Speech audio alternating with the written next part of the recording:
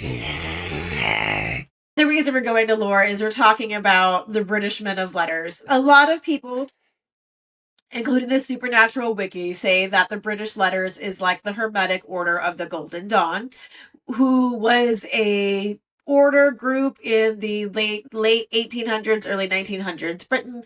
Anyways, we will get to them. That topic is huge, and spoiler alert, the British men of letters is not going away after this episode. So we're going to have some theme lore this season, and that theme will be the Golden Dawn. And today we are going to talk about a precursor to the order, and but first, we're going to need some definitions for the season and for today. And these are words that I find myself having to look up over and over again. So I just kind of thought of like, let's just kind of, here is a quick nerd review on some nerd words. So esoteric. It's our glossary day. It's our glossary day. Okay, so the word esoteric. So that is something that's intended to be understood by a small number of people with a specialized knowledge or interest. But if I say the word esoteric Christianity, I'm talking about a mystical approach to Christianity that features secret traditions that require an initiation to learn or understand.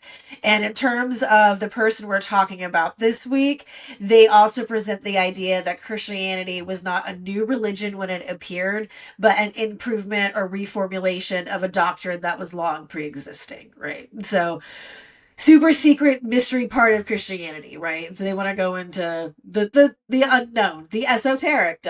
So, but if I say the word esoteric knowledge, we're usually talking about things like alchemy or astrology or magic with a K, right? So those type of things get bunched under that term. The term Hermeticism is about a system where they believe there's divine wisdom that's only revealed to a few, but those few can learn to become one with higher realities and you can learn it. It also means solitary. So that's Hermeticism. We're talking about at some point Theosophy, which was a 19th century occult movement, which we've talked about here before, but real quick recap on that. That was a movement that had an emphasis on esoteric doctrine that was led by Madame Blavatsky, who believed that there was an ancient and secret brotherhood of spiritual adepts known as the Masters, who were found around the world, but primarily in Tibet. And those Masters had all the wisdom of the world, and they told Blavatsky about it, and then she told all the Theosophists. So that's pretty cool. And thankfully, this last word we're only going to need to know for this episode, and then I just want to forget it, and that's vivisection. And that is performing surgery on living organisms. The word can be a catch-all for just animal experimentation in general. However, in the time period we're discussing today, it's surgery on live animals like dogs. Look. So all right, let's get into this. The primary source for this was Alan Part's Red Cactus, The Life of Anna Kingsford. Additional sources are in the show notes. So we're going to talk about Anna Kingsford, a woman you have probably never heard of.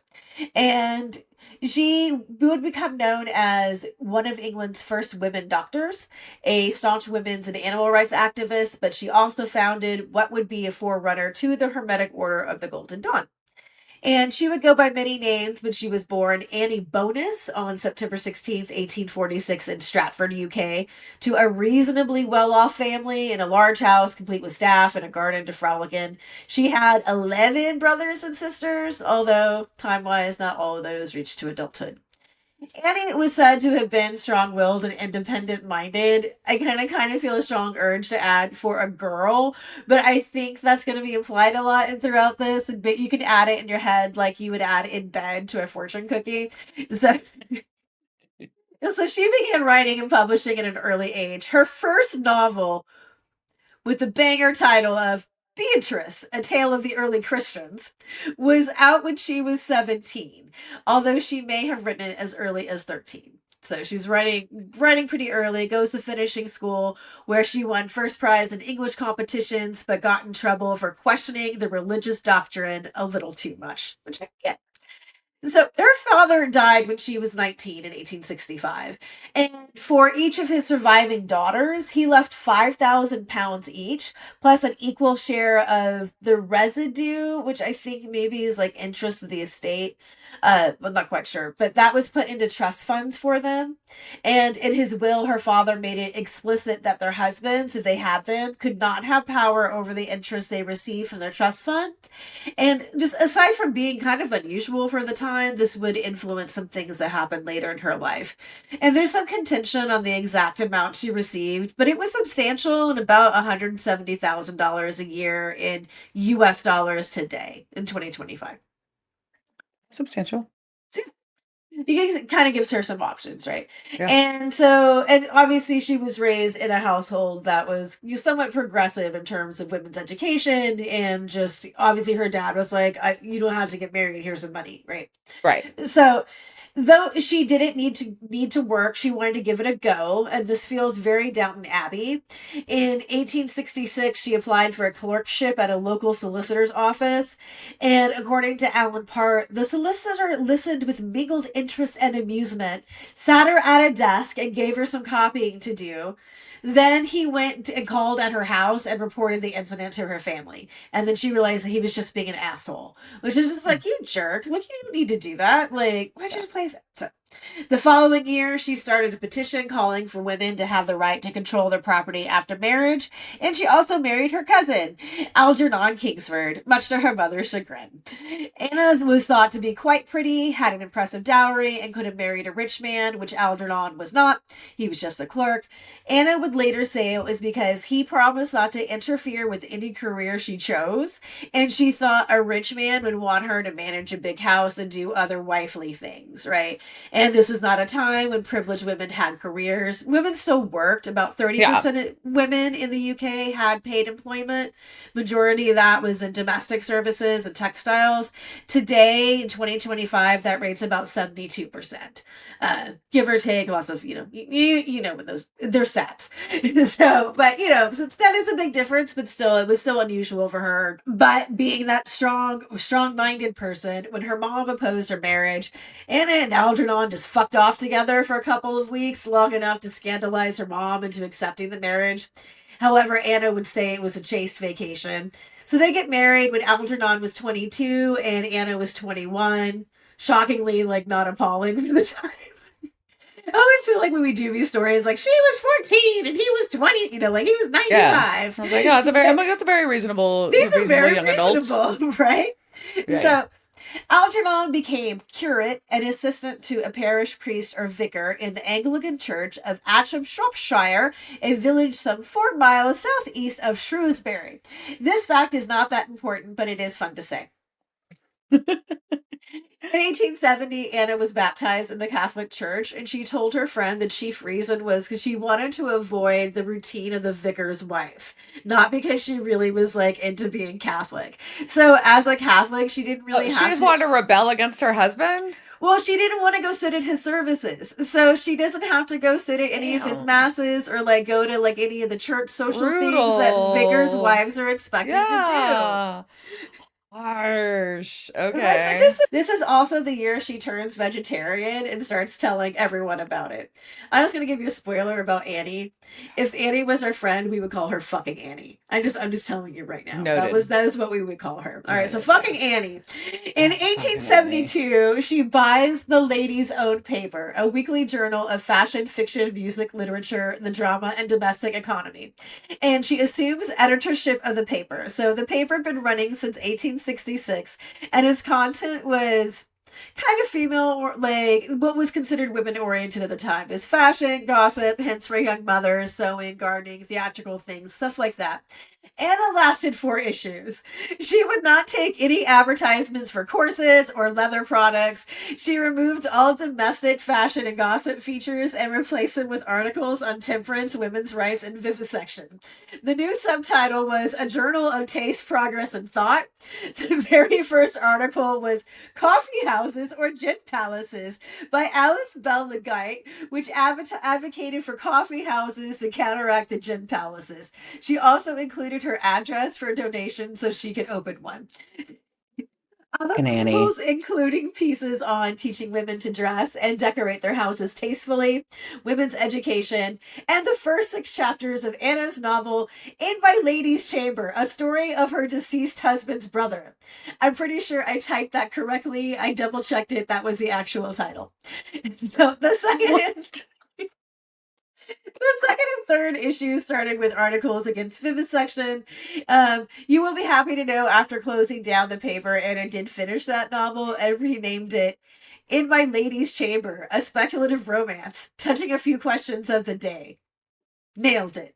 She published it Whoa. under the pseudonym Colossa in the spring of 1873. All right, that year she also meets the fangirl turned friend Florence Finwich Miller.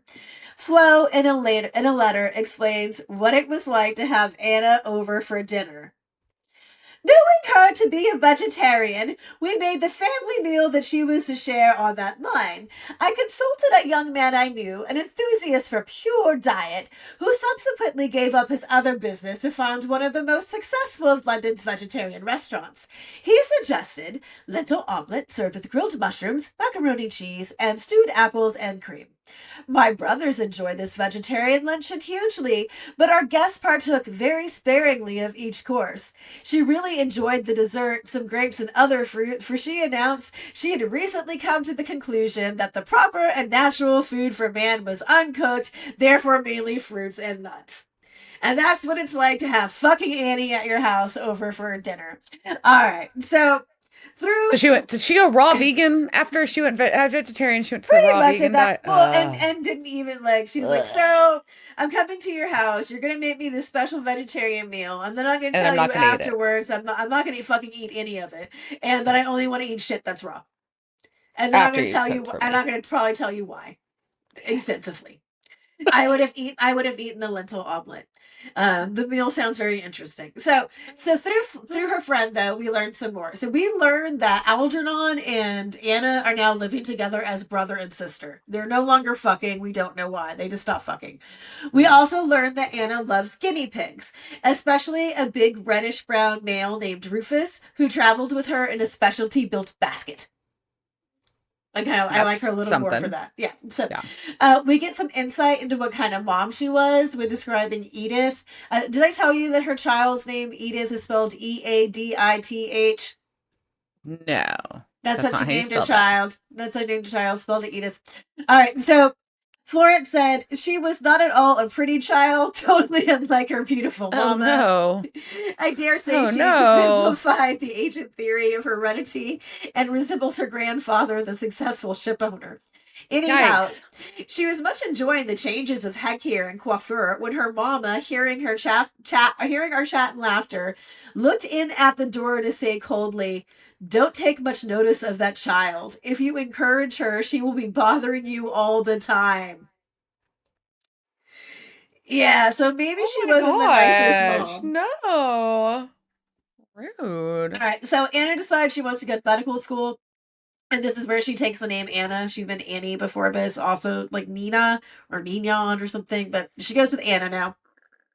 Has to try and figure out how to get into medical school. Kind of thinks about maybe I can like dress up as a dude.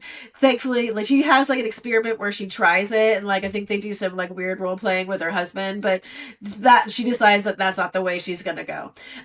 So she's gonna end up going to school in Paris.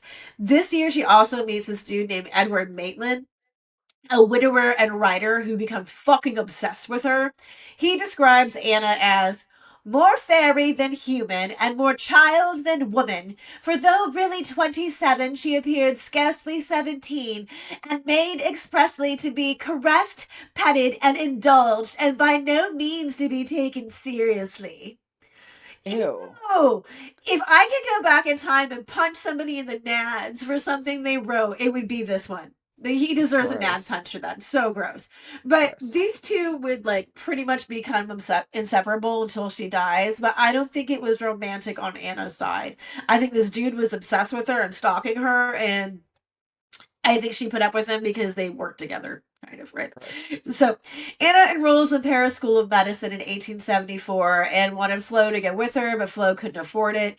In 1870, only 4 women were enrolled in medicine in France.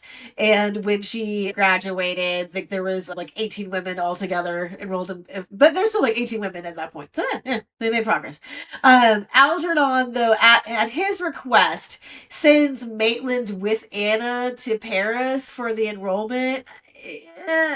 I don't know. Like, it's weird. Like, her husband sends this dude with her, but apparently it was platonic. I don't know. Anna starts having all these like visions and lucid dreamings.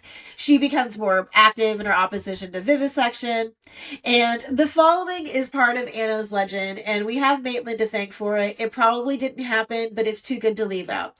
So, Anna's teacher, Dr. Claude Bernard, was lecturing about slowly baking live animals to death to study how body temperature works, and that pissed Anna off so much she flew out of her seat, yelled murderer, and then fled the classroom. After her outburst at Dr. Bernard, Anna says she became a spiritual thunderbolt and willed him dead, fainting from her fury and effort. Maitland says she wrote him, "Woe be to the torturers. I will make it dangerous, nay, deadly, to be a vivisector. It is only the argument that will affect them." Then she went after Paul Burt, a doctor notorious for his use of vivisection. He died in November of 1886. Kingsford then wrote again, "I have killed Paul Burt, as I killed Claude Bernard, as I will kill Louis Pasteur, and after him the whole tribe of vivisectors. It is a magnificent power to have, and one that transcends all vulgar methods of dealing out justice to tyrants." So whether or not she wrote or said any of that, one of the strongest arguments against that is that it kind of goes against the magic that she practices, and Louis Pasteur did not die before Anna. We do know that she took to private classes to avoid dealing with vivisection, and she graduated without ever having to perform vivisection on any of the animals at med school, which was good for her. All right. She starts getting more and more visions. Maitland is recording them. Sometimes they were hypnagogic dreams. Sometimes she was in a trance while Maitland asked her questions. Maitland swears she never took drugs or was induced by mesmerism or hypnotism to receive the visions, just the intense direction of will. Although sometimes she inhaled chloroform for her asthma and that made her lucid. But everyone just inhaled chloroform all the time back then, right? So it was just, For asthma? yeah. I mean, you get some asthma and here's some chloroform, right? Sure. So Anna also never claimed to have any occult powers. It was pretty insulting to mediums whenever she talked about them. Anna said she was simply a prophetess, one who sees and knows intuitively, and then says the gift was born to her, but she, in a past life, she was initiated into Greco-Egyptian mysteries, and therefore she recalls the truth primarily in that language. So basically, she says she's a prophetess. She's not a medium or a psychic. She's just getting all this shit divinely, right? Oh. Yeah. Yeah. In 1878, they both traveled to England to the vicarage, and to safeguard her written revelations, Maitland carried them in a wallet strapped to his shoulders, and those make it into the country okay. But Anna was really concerned about crossing with Rufus because a woman had just been denied entry into England for carrying a lamb. But she smuggled the guinea pig in her skirts. And got him. No. This shit's all about the guinea pig, right? All right. So she smuggles him in, and then time goes on. She passes her exam. She just needs to finish her thesis. She writes about vegetarianism because, of course, she does. Typically, the students had to defend their thesis in front of a panel, but at the last moment, her professor was like, "We're not accepting your thesis because you're a woman." They end up letting her talk about it anyways, and she gets trolled like a motherfucker. Some of the reviewers being like, "Vegetarians frequently kill themselves," so like being in 2025 on Reddit, just pretty much the same. So most tragically, Rufus dies on August 15th on the Feast of the Assumption of the Blessed Virgin Mary at 9 years of age, and was sealed in a tin box to be taken to the parsonage for burial under a rose bush.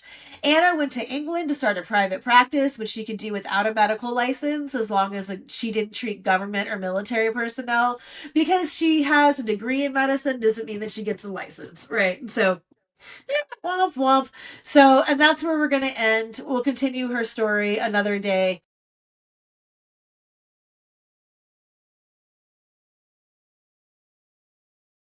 So we are now in the 1880s. Anna has graduated from medical school, but primarily conducts lecture tours on vegetarianism and vivisection, perhaps because it was difficult to practice medicine without a license at that time, as it is now. Anna's illuminations about esoteric philosophy have continued. Let me give you a line or two. The man who seeks to be a hierophant must not dwell in cities. He may begin his initiation in a city, but he cannot complete it there, for he must not breathe the dead and burnt air. In a city, you respire air upon which the flame has passed. You breathe fire, and it consumes your blood. Cool. Yeah. So I, in essence, saying that if you want to be a priest, that you shouldn't be in a city because the city's full of pollution. You should go to the country if you want to be a good magician. So she and her stalker Maitland have started meeting with spiritualists and theosophists to discuss their philosophy. Quick reminder: spiritualists believe in ghosts and communicating with the other side. Theosophists seek to learn ancient wisdom from ancient masters, mainly through the Russian chain smoking Madame Blavatsky, who presented a mixture of Western Hermeticism, Buddhism, and Hinduism. So, Anna and Maitland have also started hanging out in the reading room at the British Museum during the day because they don't have jobs, and I would totally do that. That seems like a good way to pass your time. You're just going to hang out in the reading room of the museum. They also joined the International Association for the Total Suppression of Vivisection, but they either leave or are expelled because they are annoying. Anna planned a series of lectures for the summer of 1881 in which she would share her insights into the higher aspects of religion based on her visions and her study of esoteric writings, which she pursued while studying medicine and campaigning for women's and animals' rights. She was also doing this on the side. The visions she received were helping to guide her and Maitland into establishing a system that would help bridge the gap between science and religion. And they make a system that covers a lot of bases. It covers dualism, pantheism, Gnosticism, Hermeticism, and evolutionism. Just kind of a lot of isms, All but of the isms. it's just a lot of things, right? Interesting that you can have dualism and pantheism, but whatever floats your boat, fucking Anna.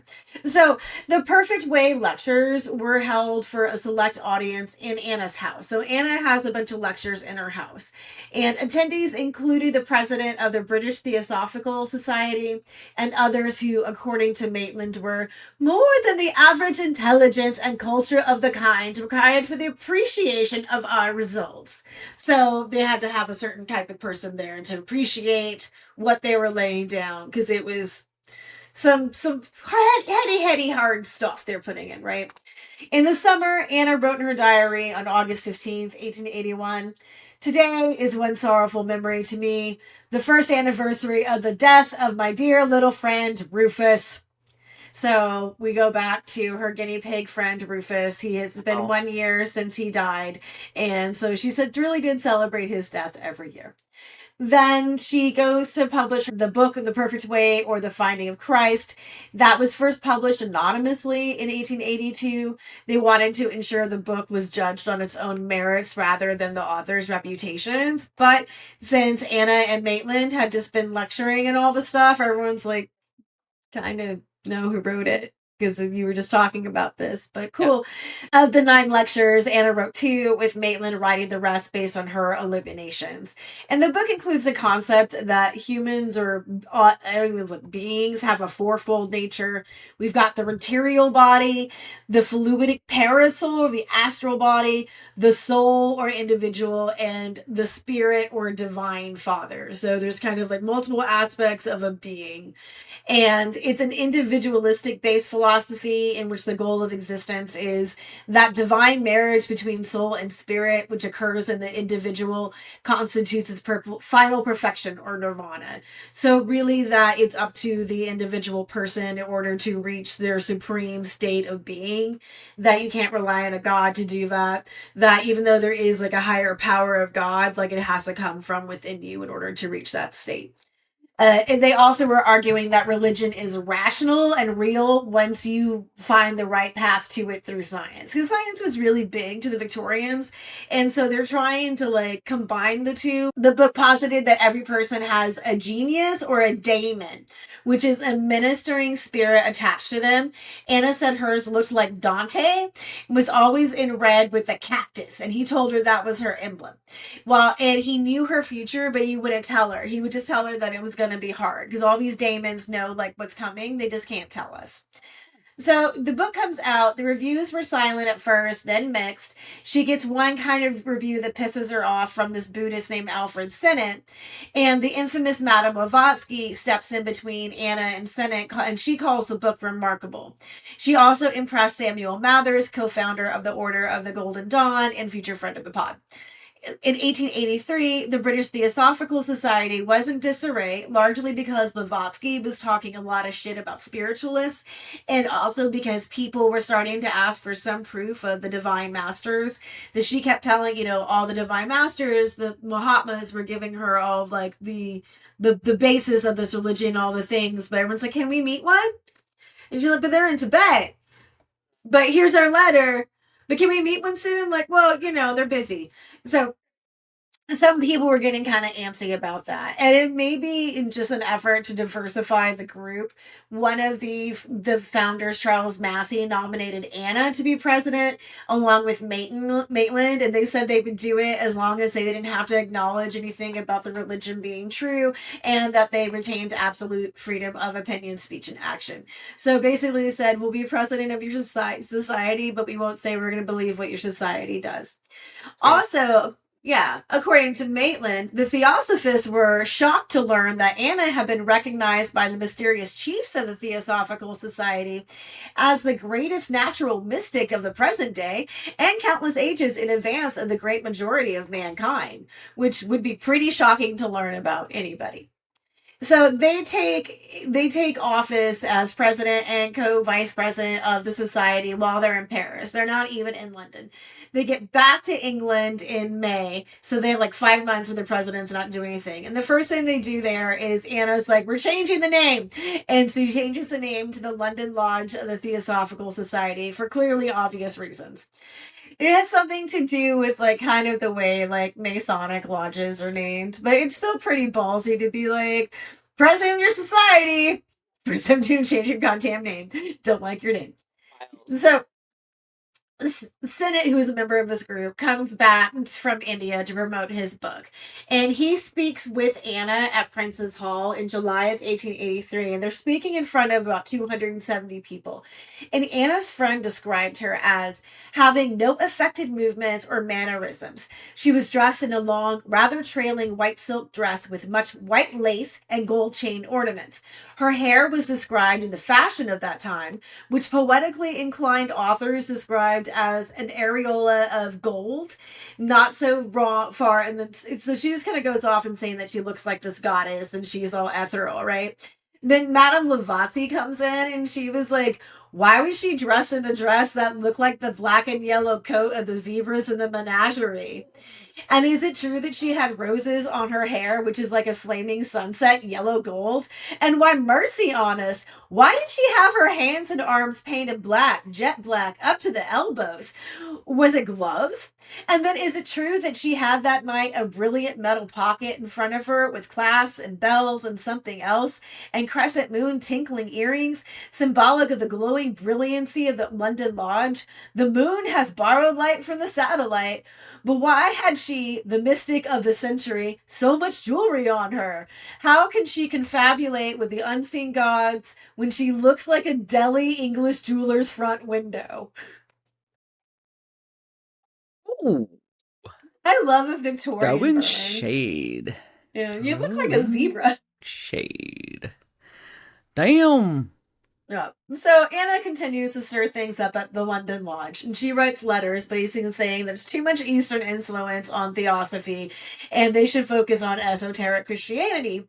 Mm-hmm. And they propose that they have two sections of the lodge, one to study the Tibetan master's wisdom, headed by Sennett, and the other one would study esoteric Christianity, and that would of course be led by her. And everyone could freely move between the two. And we're like, sure, this sounds like a great idea. So when everyone's kind of mulling this over, Blavatsky all of a sudden shows up at the April 1884 London Lodge meeting. And there are multiple unreliable accounts of this, but the best that I can figure is that Blavatsky arrived unannounced and she tried to make an entrance and nobody noticed she was there. So then she had to like tell somebody like, and like leave the room and then like come back in. So then everyone could be like, oh my Oh my God, God. Blavatsky's here. Yeah. That's amazing. Yeah. Eek. So there may have just been additional tension between Blavatsky and Anna during this meeting. Blavatsky may have tried to cast a spell on them, or she may have just stared at them really, really hard. Still, in the end, Anna and Maitland secured a charter from one of the founders to form the Hermetic Lodge of the Theosophical Society, which inaugurated on April 9th, 1884, in the chambers of Charles Massey in London. Among those present were Lady Wilde and her son, Oscar and William. Oscar Wilde was at the inaugural. I was to say Oscar thing. Wilde. Isn't that great? Yeah, That Oscar Wilde was wild. That's wild. So the lodge stated its platform was freedom of opinion, expression, and discussion, and partially conceded the comparative study of all esoteric teaching from an independent standpoint, conclusions on doctrinal matters based on reason rather than authority, and the special cultivation of personal development. So basically a place for people to get together and talk philosophy about the high, strange, and the weird. Unfortunately, their charter was revoked by the London Lodge after it was decided you could not have multiple memberships if you belonged to one of them. So the Hermetic Society was now free to operate independently of the Theosophical Society. So this is how we get the founding of the Hermetic Society on its own. They have a bunch of meetings that run through 1884 through 1886. Some of the topics included the Greek mysteries and the Hermetic gnosis. They advertised no Mahatmas, no miracles. So basically saying there was going to be no masters at this and they weren't going to be having any weird occult magic. It was going to be all real magic, not any of that fake stuff that was happening over there. Yeah. And each meeting drew between 30 to 50 people, including professional actors who came not because they could understand what they heard, that they frankly admitted was beyond them, but in order to listen to the president, whose gift of elocution they declared to be so perfect that to hear her speak was a lesson in their own art. So they go forward, they continue having these lectures. Anna continues to write books. My personal favorite of her books was published in 1886, and that was Health, Beauty, and the Toilet, Letters to Ladies from a Lady Doctor. And we will read some of that in more lore, so look for that to come out relatively soon. But unfortunately, by November of 1886, Anna's health took a nosedive and she started coughing up blood.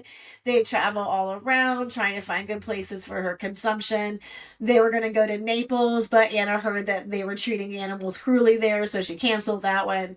She gets back to London in 1887 of July, and her husband, Algernon, he's still around. He joins her.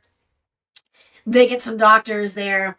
On August 23rd, her health was declining fast, and she wrote, "When the Feast of the Assumption came round this year, I was too ill to write even my customary prayers for little Rufus."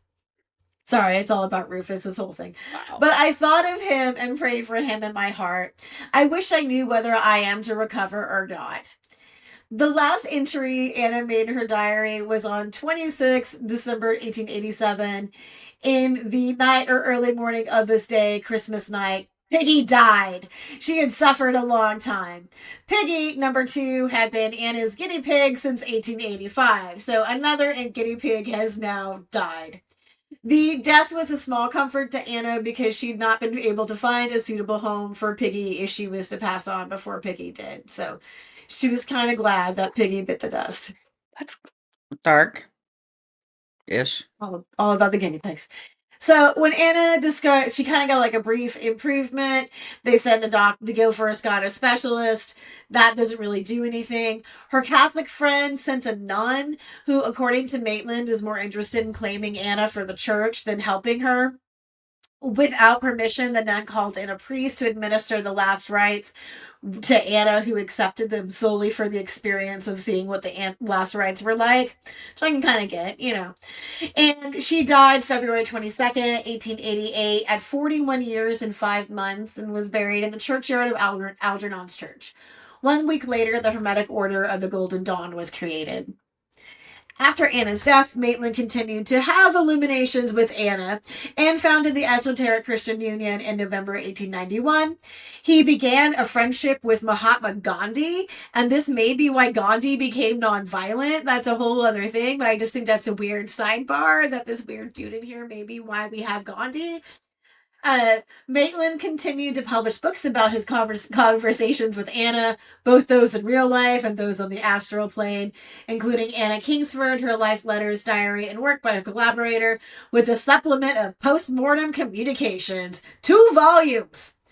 That book is often used as a source material for Anna's life, and there were certainly some quotes from that in this, but history. So things that her biography were written by a guy who talked to her while she was dead. So maybe some things in her biography may not have been so true. Huh. Okay. Yeah, fucking Anna, who, that's just like I love a good Victorian suffragette, right? They're always kind of like quirky, and when we get to her toilet book, we'll get to talk about some of the the fun remedies and things that women use for face cream, which I always find, I don't want to say hysterical, but it is kind of amusing to know what women used to put on used to. Like, we used to put the weirdest things on our faces. Have you seen the ads for snail mucin that people are buying today? Hold on. That was around in the Renaissance. I'm sure, no doubt. Yeah. So yeah, that was a thing of the Renaissance beauty. I'm just saying, it's not new. Still doing it. We're still doing it. We're going to talk about what this is spermicide. Spermitis. We're going to talk about something with sperm in it. Fun. It's not what you think, though. All right, so yeah, wait for more lore, guys, and that'll be out this week, and you'll get to find out about where spermate or whatever. I'm just making that up. So you'll find out something on sperm. Tune into more lore. Murder.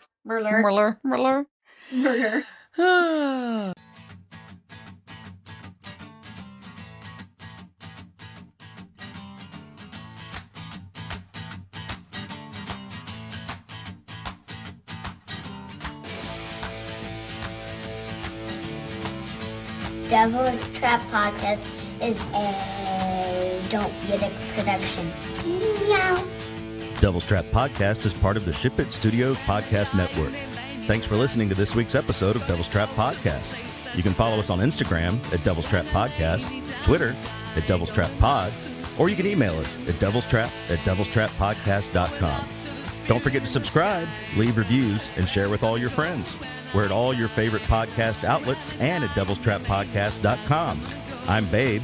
Thanks for tuning in, and we'll see you next time.